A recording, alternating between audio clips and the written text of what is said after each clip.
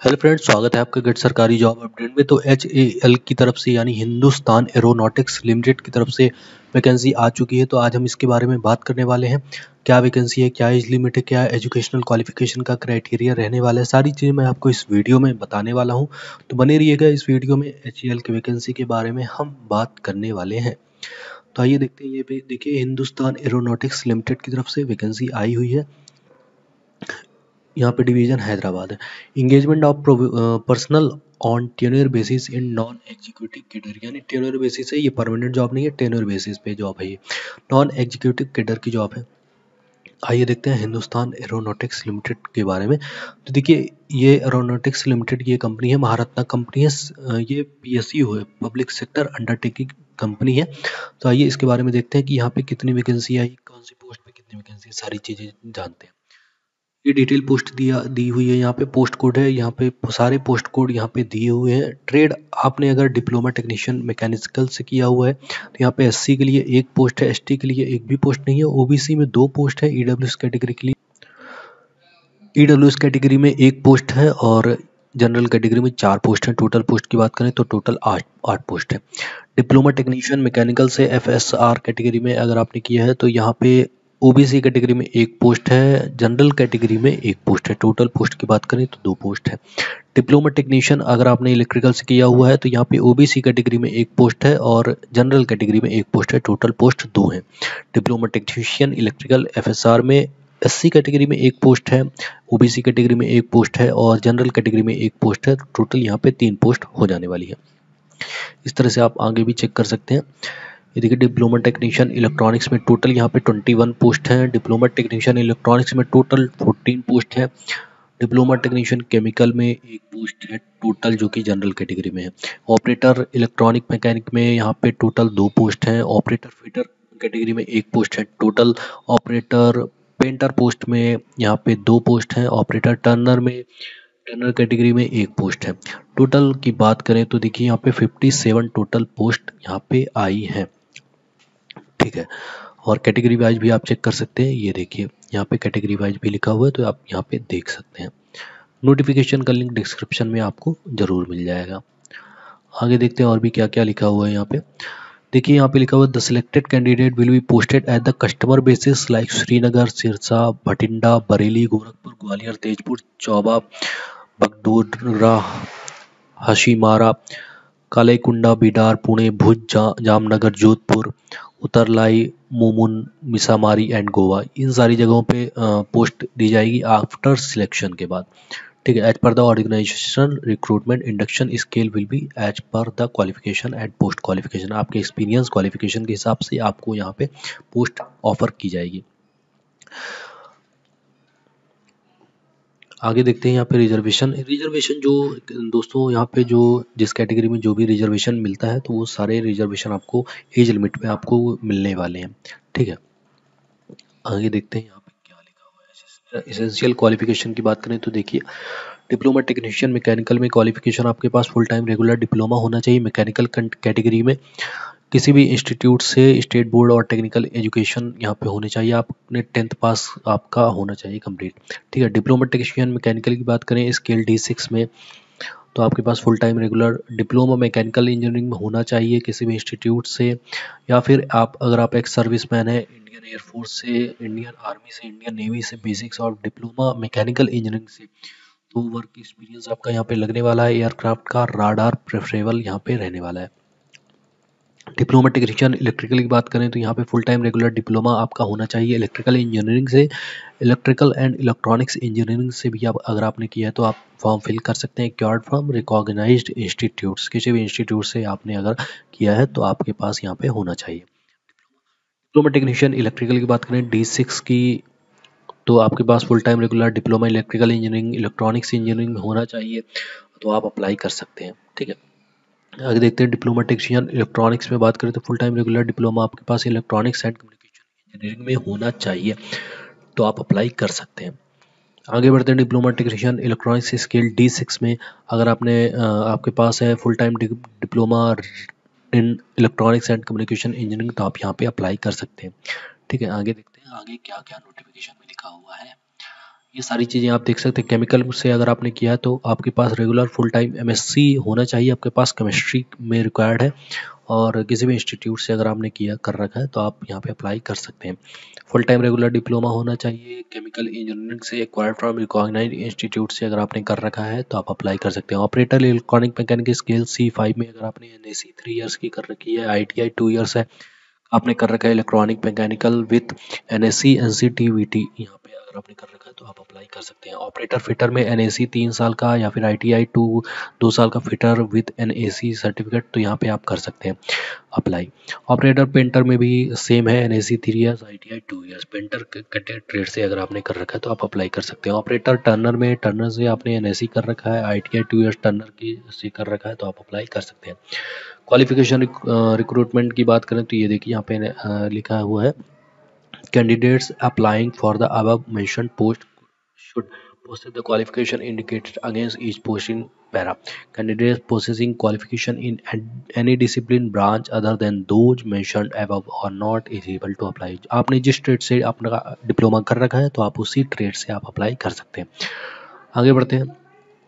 आगे यहाँ पे क्या क्या चीज़ें जानकारी दी गई है।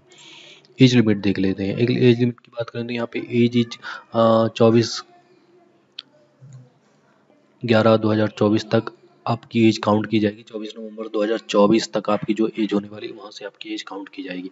ठीक है। जनरल कैटेगरी के लिए आपका 28 साल एज रखा गया। 24/11/2024 से पहले पहले तक अगर आपकी एज 28 साल है या उससे कम है तो आप अप्लाई कर सकते हैं। ओबीसी कैटेगरी के लिए यहाँ पे no relaxation shall be extended.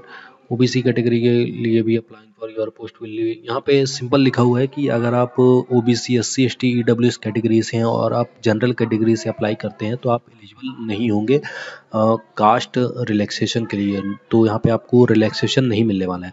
तो आपको, अगर आप SC ST कैंडिडेट हो, ओबीसी कैंडिडेट हैं, तो आप SC ST कैटेगरी से ही आप अप्लाई करें अगर आपके पास कास्ट सर्टिफिकेट है। ठीक है। यहाँ पे देखिए SC ST के लिए बात करें तो यहाँ पे 5 ईयर यहाँ पे रिलैक्सेबल आपका एज रिलैक्सेशन आपको मिलने वाला है। एज रिलैक्सेशन ओबीसी कैटेगरी में 3 साल का एज रिलैक्सेशन मिलने वाला है। ठीक है। आगे बढ़ते हैं। PWD कैंडिडेट्स के लिए यहाँ भी एज रिलैक्सेशन मिलने वाला है 10 साल का। ठीक है। आगे बढ़ते हैं।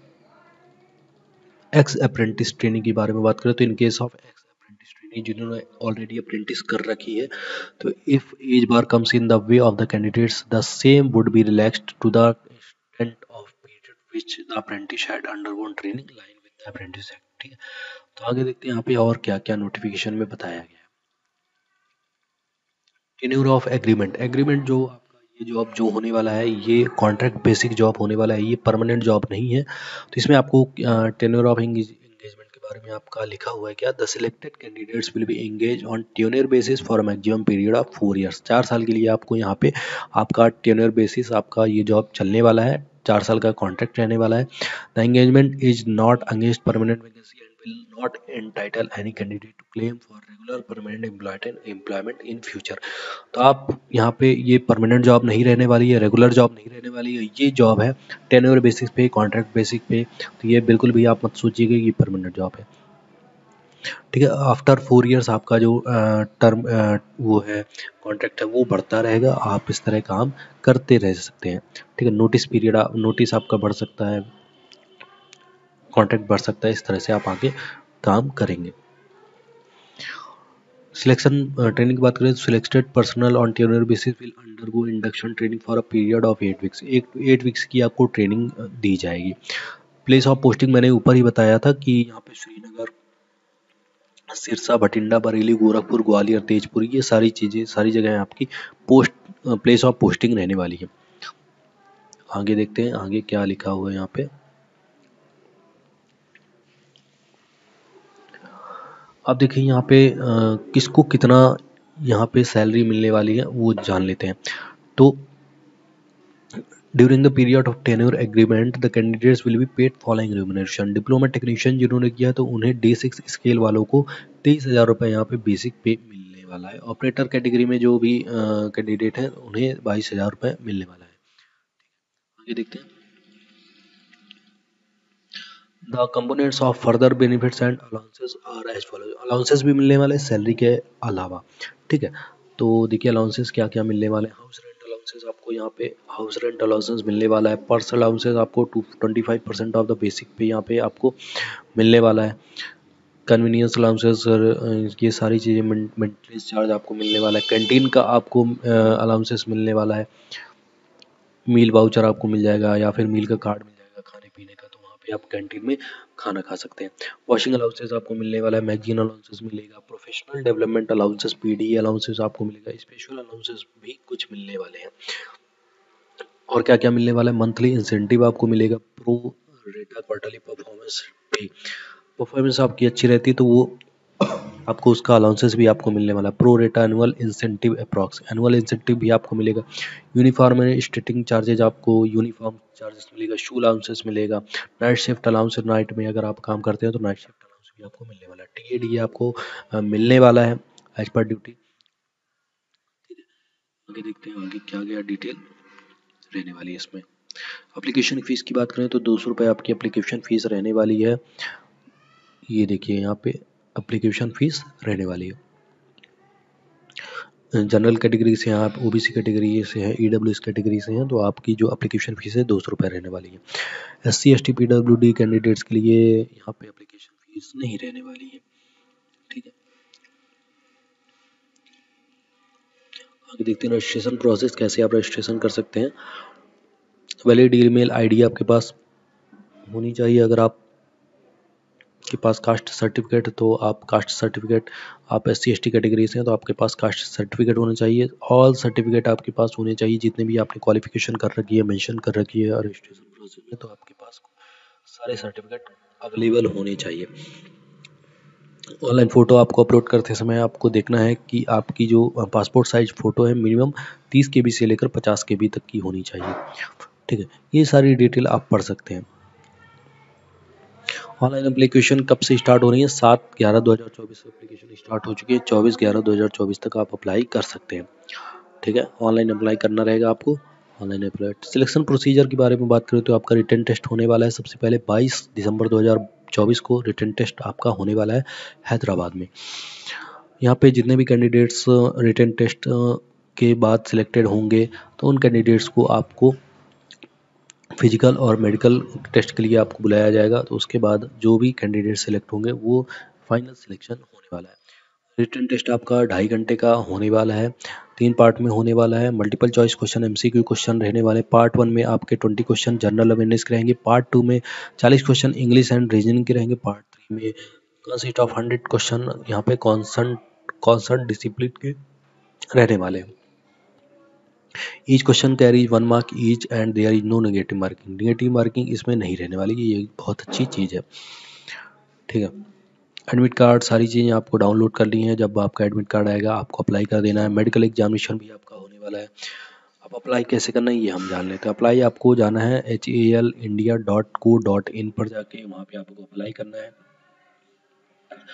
एप्लीकेशन स्टार्ट हो चुके हैं 7 नवंबर 2024 से 24 नवंबर 2024 तक यहाँ पे लास्ट डेट रहने वाली है। इस तरह से आप अप्लाई कर सकते हैं। ठीक है, तो ये सारी चीज़ें मैंने आपको बता दी हैं, तो इस तरह से आप देख सकते हैं। नोटिफिकेशन की लिंक मैं आपको डिस्क्रिप्शन में दे दूंगा, तो वहाँ से आप डायरेक्टली नोटिफिकेशन डाउनलोड कर सकते हैं। ठीक है, आई होप आपको ये सारी चीज़ें समझ में आ चुकी होंगी। ये पूरा नोटिफिकेशन है, इंग्लिश और हिंदी दोनों में है। ये पोस्ट कोड आप ज़रूर देख लीजिएगा। पोस्ट कोड जिस भी कैटेगरी से आप अप्लाई कर रहे हैं तो उसका पोस्ट कोड ज़रूर देख लीजिएगा। तो इस तरह से ये सभी कैटेगरी का यहाँ पे डिप्लोमा टेक्नीशियन मैकेनिकल इलेक्ट्रिकल सभी का पोस्ट कोड है। उस पोस्ट कोड को आपको ज़रूर देख लेना है कि किस पोस्ट में आप अप्लाई कर रहे हैं। ठीक है दोस्तों, तो ठीक है, इस वीडियो में इतना ही। तो ये देखिए नोटिफिकेशन इंग्लिश में भी है और हिंदी में भी है। आप हिंदी में भी पढ़ सकते हैं, इंग्लिश में भी पढ़ सकते हैं। ठीक है, तो आई होप आपको ये सारी चीज़ें आपने समझ ली होंगी।